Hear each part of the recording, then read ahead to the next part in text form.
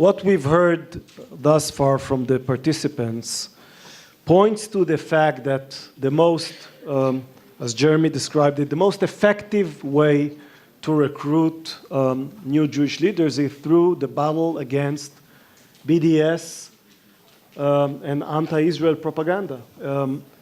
Is it good for the Jewish people that this would be the way to recruit new leaders? Eliana, you want to go first? For me, I did have to be pushed into leadership.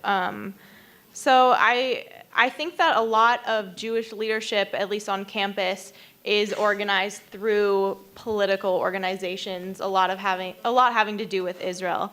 I think this is certainly a good way, and there are definitely many organizations that are involved specifically in this topic. And from experience, I would say that yes, this is a great way to get people involved and get students into leadership positions. Do we not lose some people who might see this political message as problematic for them or a message with which they disagree, so that it turns them off from Jewish life?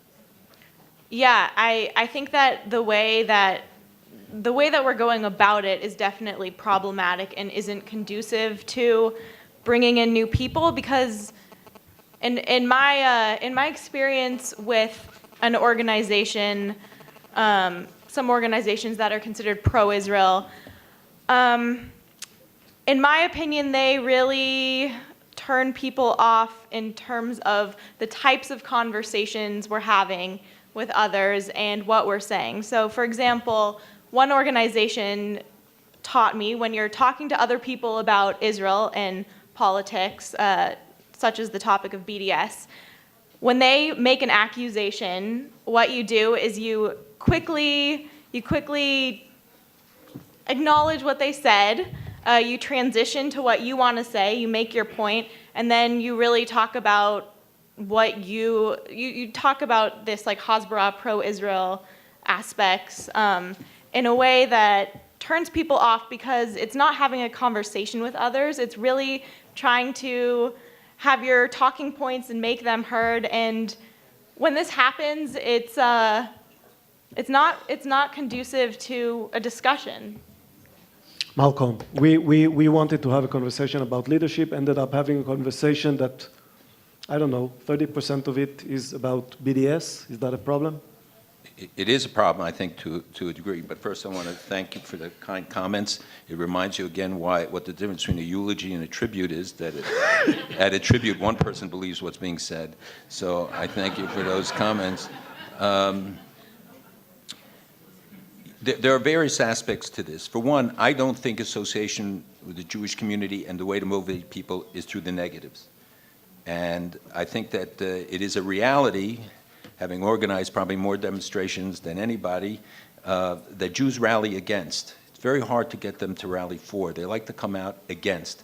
And what we have to do is a better job of educating them about the positive. You can't just tell people to be against BDS and against the delegitimization when they don't know. Our massive study of the American people, including the American Jewish community, but an in-depth, year-long, most extensive study ever done, shows that it's not true that people are alienated or anti-Israel and young Jews are alienated.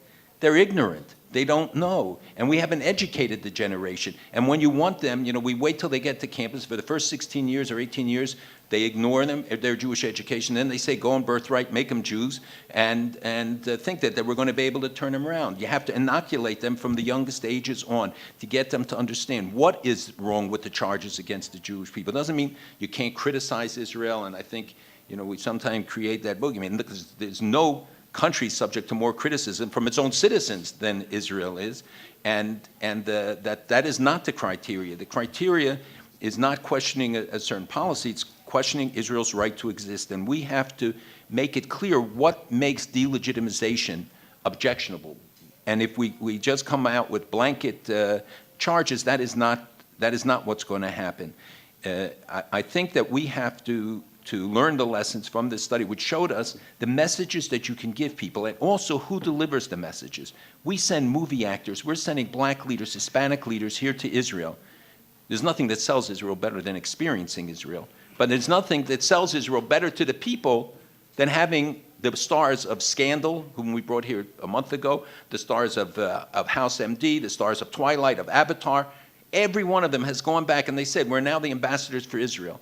And when they deserve it, when they say it to young people, they listen. If we say it, they may listen, they may think it's cute, but they're not going to be convinced as much as when a guy like Omar Epps goes and gets up there and tweets to 3 million people and saying, this is the most amazing place I've ever visited, and goes back and does a film about it because of the result of the trip. So again, it's the question of thinking out of the box. You know, with Israel, we let people see anything they want in Israel, because I know that the truth is Israel's strongest weapon. And that's what we have to get across in the campaign against delegitimization. It's not trying to convince people on every issue and that Israel's right on every issue. And, you know, we always have to make excuses that Israel's not perfect. Israel's hell good. It's better than any other country. Its record is good. Its IDF is great. They stand by values and morals, and they make mistakes. It's not Disneyland. You know, frankly, it's not the Lion King. It's sometimes Neverland, but that's a different story. But I think that the first step is that we have failed to educate a generation or 2 generations.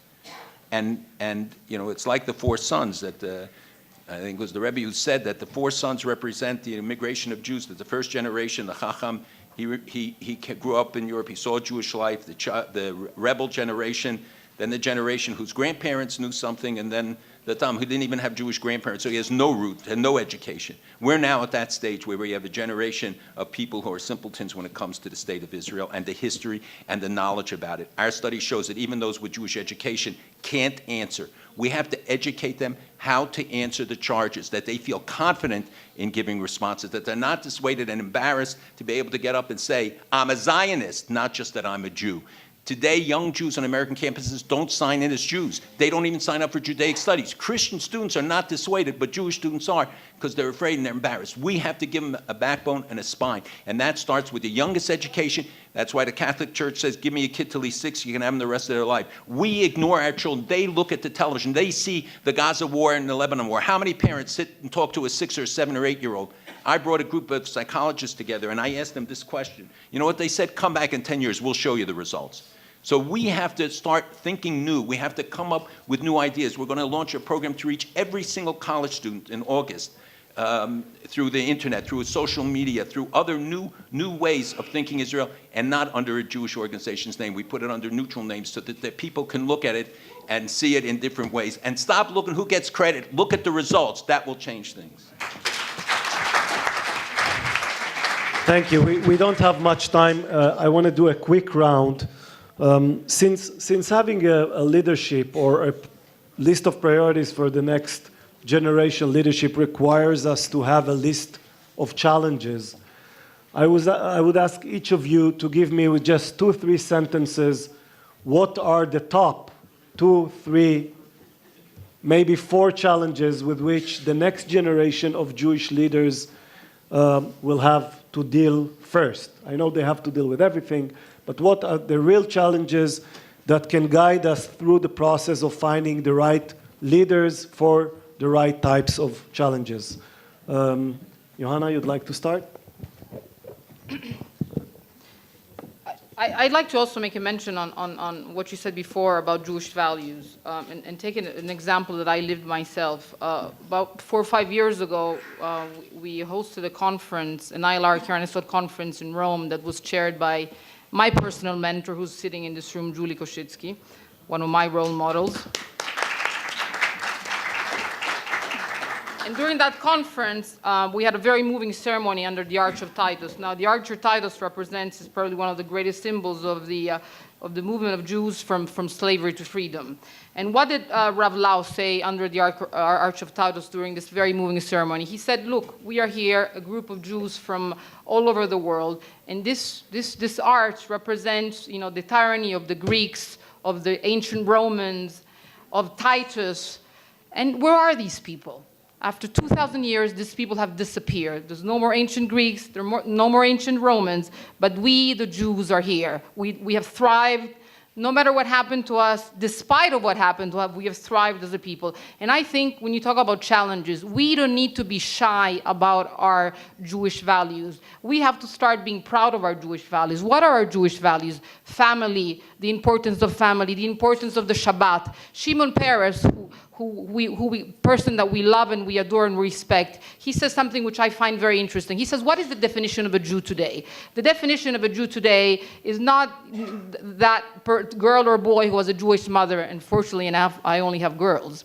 But he says the definition of a Jewish boy today of a Jew today is if your grandchildren are going to be Jewish. And how are you going to guarantee to yourself that your grandchildren are going to be Jewish is by spreading Jewish values. We have to continue spreading Jewish values. And as Malcolm is saying, we have to educate our children from a very young age. The value of Shabbat, the value of the Chagims, the value of Jewish history, and the value of the Jewish language. So this is, I think, our greatest challenge, and this is what we should be very much concentrating on. So you answered two of my questions at the same time. Malcolm, Okay. greatest challenges. Very quickly, first of all, we should understand this is nothing new. You know, about the guys, there was this fight in the synagogue, whether you sat or stood during a certain prayer, and the fight was getting worse and worse. They go to one of the founders of the synagogue, they find him in an old age home. They say, isn't it true we used to stand during this prayer? To tell you the truth, I can't remember that's the way it was. The next week, those who advocated sitting went to see him. They said, isn't it true we used to sit during this prayer? He said, I can't remember that's the way it was. The next week, a joint delegation goes and said, listen, they're killing each other in synagogue. There's blood flowing in the house. He says, oh, that's the way it was. So, all of the challenges that we're talking about are not new. Every generation faces these challenges. We always think we're inventing, and we're not. And that's, again, why Jews have put the emphasis on history. You know, there's no Hebrew word for history. It's zechira. Zechira is a dynamic process. It's not history, it's a remembrance. And remembrance means that you have to look at the causes and look at the consequences. You have to see the whole flow. Al Kain Yomro HaMoshlim. This is how Jewish historians look at things, that it's not enough to say at this point at that time, you know, something occurred. The same thing in terms of Jewish leadership. We can't just say, look at this, in 2013, all of a sudden we have these set of circumstances. We have to look at how we've come to this point and where we go. I think that the challenges for the next generation, it first of all depends, universal challenge is going to be population and decline demographics. I think we can reverse that, less meetings, as I said. Second, I think Europe is going to face unique challenges because of the changing demographics. America will to a lesser degree, but we have, you know, Hispanics becoming 25%. It'll be a different America. We have to be prepared for it. We should be teaching our children Chinese and Spanish. We have to look at ways to be prepared for what the world will be. It can't be always reactive. We tend always to wait to history to act on us rather than us trying to shape it. That's what Zechira means. Zechira means learning the lessons and anticipating things. And it's often why, you know, people don't see in the chaos, through the chaos and perceive the dangers. So I think Iran and the changing Middle East are going to be a challenge for us for years to come. This is not going to be short term. But the changing world that comes about as a result of it. I do think that delegitimization is a problem for generations. It may transform into different expressions, but I think that the challenge that we see now to the legitimacy of Israel, and all of us should understand that this is really a challenge about the legitimacy of the Jewish people. They just target Israel because it's secular. They mean all of us.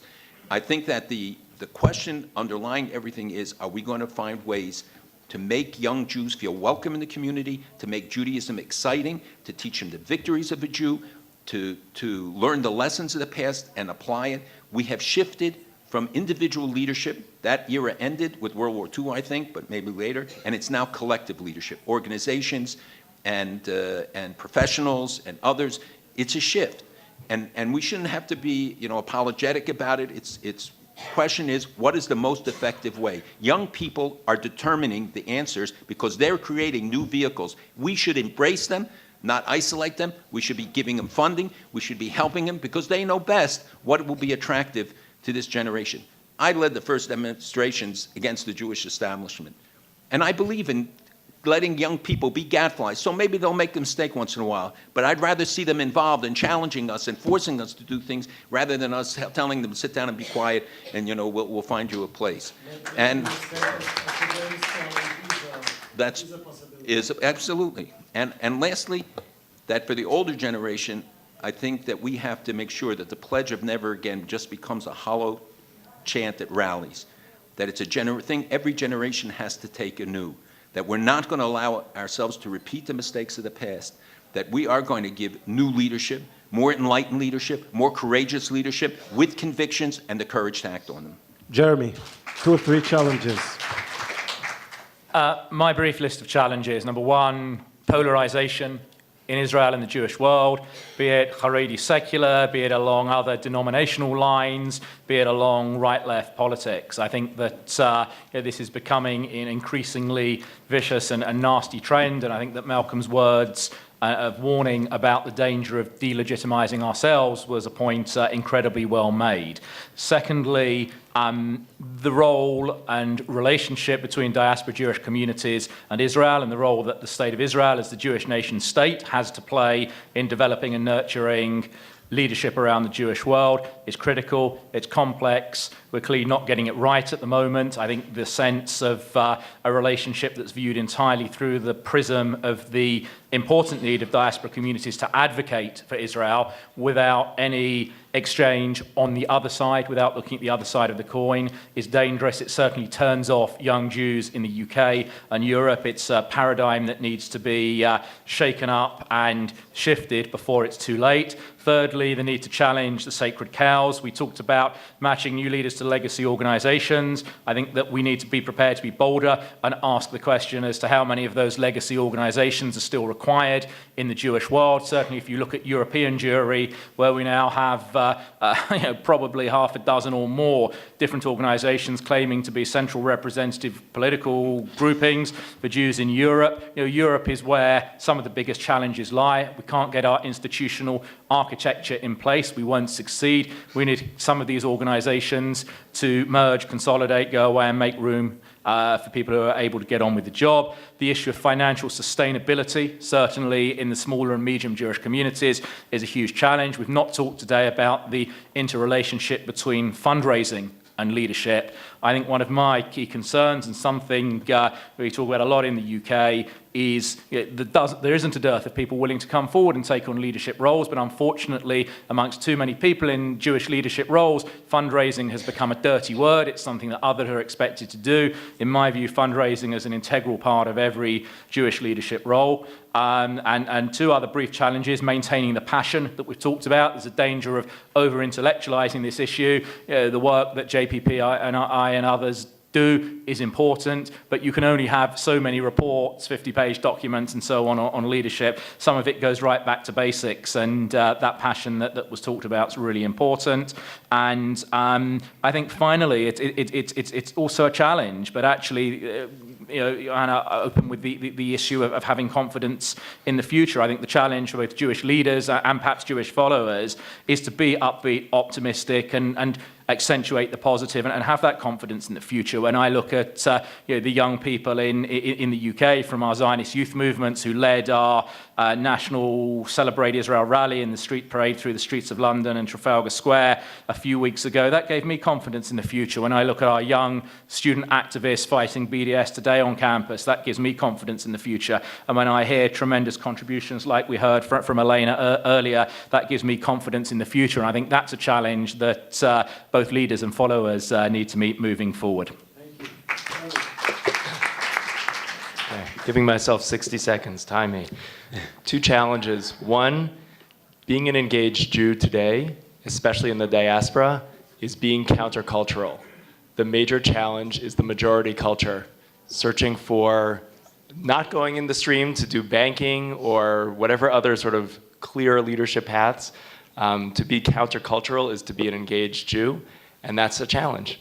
The second challenge I would mention is that one of the only places that I meet the Mufasa leaders is on panels like these. Often that's because the media and conferences like to set up I think, false dichotomy between generational divides in leadership. And I think if we could come up with arenas in which the mentors or the potential mentors that we could encounter would encounter each other in a real way, where there's real dialogue and learning, we would actually encourage leaders who are stepping into their role as leaders to take on the major institutional responsibility that stands before us. Eliana. Has a bigger leadership problem than you have.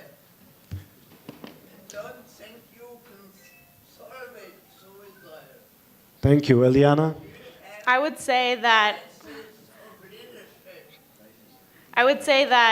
one of the issues, echoing what Johanna said, was that identity should be key. Just Sorry. All they've been able to do is to get people to demonstrate Saturday night on a public square.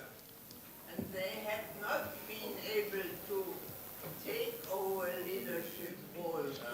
thank you. Eliana?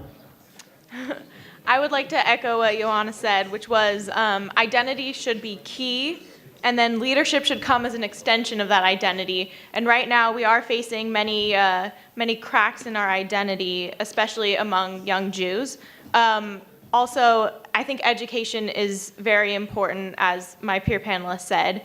When I was on campus, up until late high school, I really didn't know enough about Judaism. I didn't know history. I didn't know the problems that I would face on campus. I went to Jewish summer camp and I went to Sunday school, but I wasn't ready to be provoked by detractors. I didn't know enough, simply. So I think that should be taught at an early age, which leads me to the next problem, which is I had to be provoked at a late age. So we need to make sure that young leaders are provoked earlier.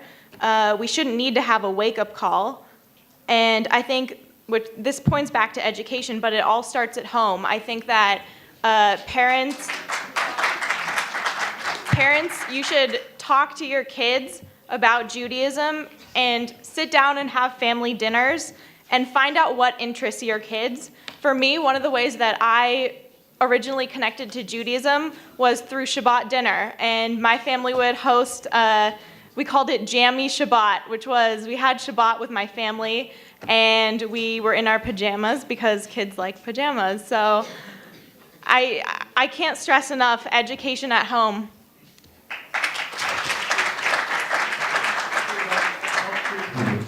Talk to your kids and thank you for coming.